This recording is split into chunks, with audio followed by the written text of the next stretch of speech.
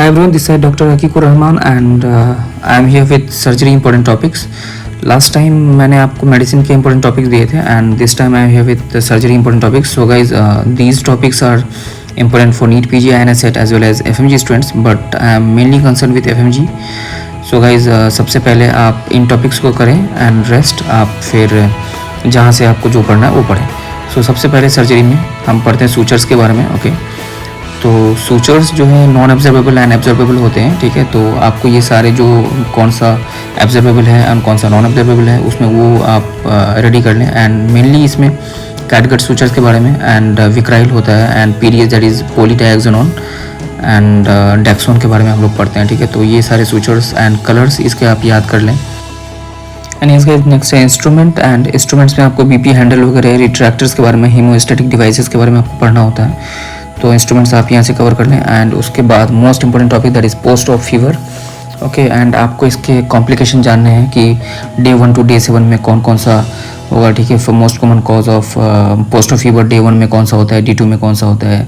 ठीक है, तो इस तरह से आपको फिर सर्जिकल साइट इन्फेक्शन के बारे में आपको जानना होगा. Okay, and surgical site infection में मेनली आपको बर्स्ट एब्डोमेन आपको ध्यान देना है. ठीक है, एंड यस इसका एक क्राइटेरिया होता है जो कि एसेप्सिस क्राइटेरिया, तो आप उसको भी ध्यान में रखें. एंड उसके बाद टाइप्स ऑफ सर्जरी में, ठीक है, टाइप्स ऑफ सर्जरी में क्लास 1 है, 2 है, 3 है, 4 है. Right, class 1 that is clean है, कॉन्टामिनेटेड है, या क्लीन कॉन्टामिनेटेड है, डर्टी है, ये सब आपको जानना होता है.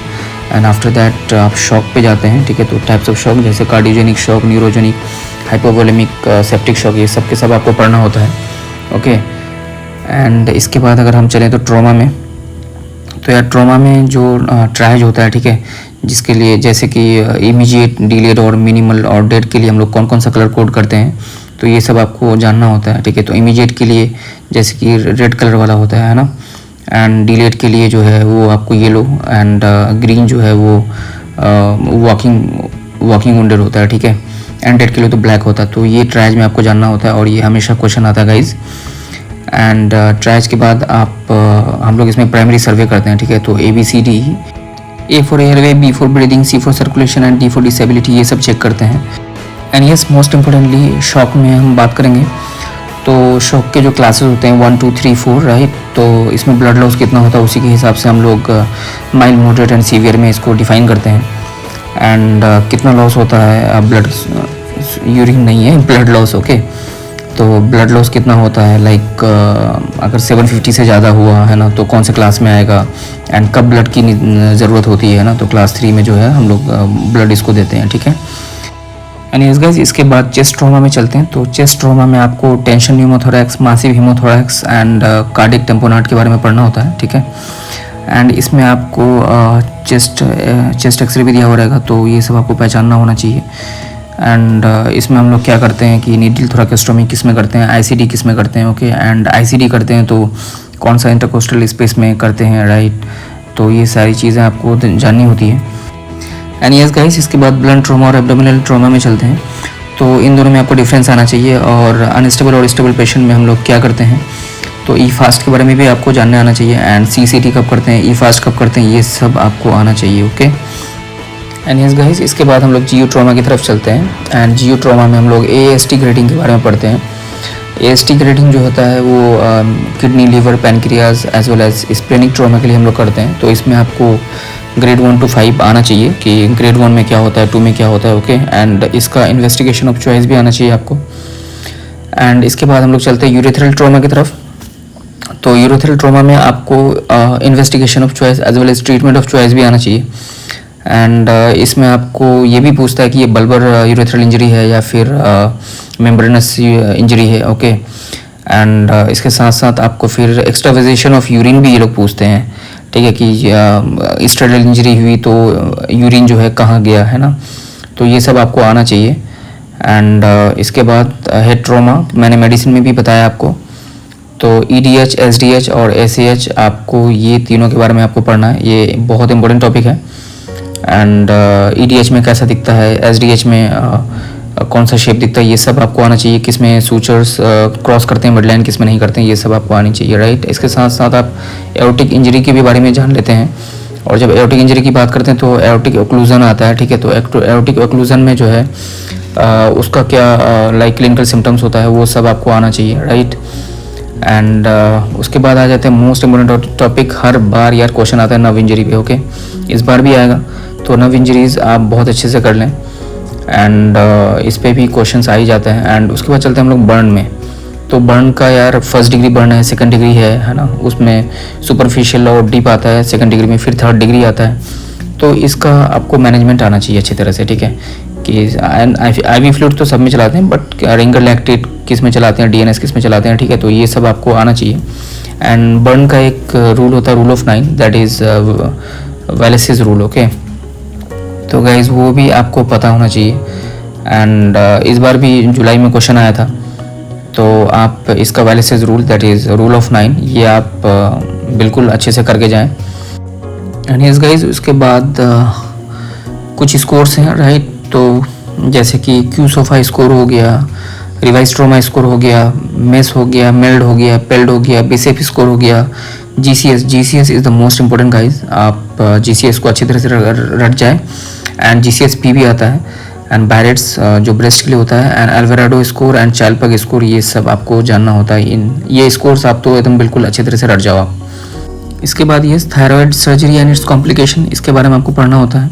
And yes guys, most important main syndrome, ये हर बार क्वेश्चन आता है, इस बार भी क्वेश्चन आएगा। MEN syndrome, MEN 1, MEN 2, MEN 3 all are dominant actually. तो MEN is always dominant by the way. तो मेन के बारे में आपको पढ़ना होता है।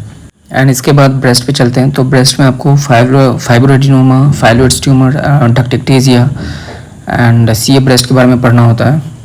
तो ये सारे बहुत इंपॉर्टेंट टॉपिक्स हैं गाइस। ब्रेस्ट, इसमें आपको CA ब्रेस्ट का स्टेजिंग जानना होता है, ओके। T4A, T4B, ये सब के सब, T4C, T4D, है ना, ये सब के सब जो हैं, और कहाँ मेटास्टेसिस हुआ है, ये सब आपको आना चाहिए।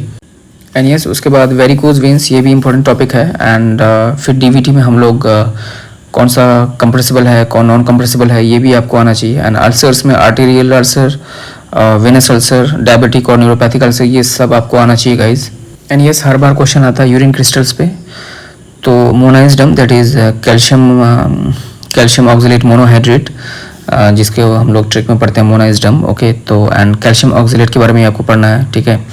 रोम्बोइड शिप जो होता है यूरिक एसिड, उसके बारे में आपको पढ़ना है। एंड कैल्शियम कार्बोनेट के बारे में आपको पढ़ना है। सिस्टीन, कोलेस्ट्रॉल वगैरह का ये कैसा क्रिस्टल होता है, ये सब आपको जानना होता है।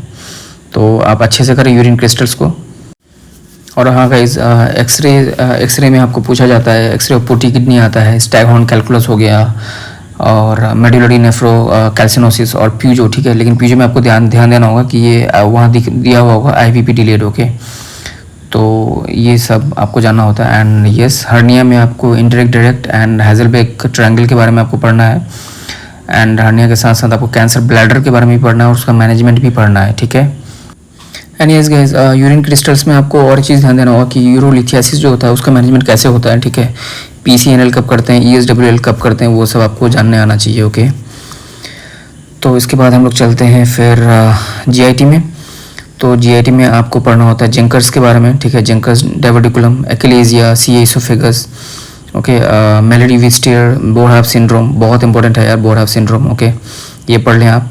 एंड फिर आता है न्यूमोपेरिटोनियम, ये भी बहुत इंपॉर्टेंट है गाइस। एंड फिर आपको डिफरेंस आना चाहिए डायवर्टिक्यूलाइटिस और डायवर्टिकुलोसिस में। एंड IBO, इंटेस्टिनल ऑब्स्ट्रक्शन में हम लोग पढ़ते हैं। तो शॉर्ट बाउल ऑब्स्ट्रक्शन और लार्ज बाउल ऑब्स्ट्रक्शन, इसमें आपको एक्सरे दिया हुआ रहेगा और आपको वहाँ पहचानना रहेगा, ओके गाइज। इसके बाद हम लोग पढ़ते हैं एक्यूट अपेंडिसाइटिस में। एंड एक्यूट अपेंडिसाइटिस में हम लोग को अल्वेराडो स्कोर जानना होता है। एंड इसमें मेंट्रल जो है उसका क्राइटेरिया, तो वो आप पढ़ लें। एंड GI ब्लीड का मैनेजमेंट स्पेशली अच्छे से आना चाहिए आपको।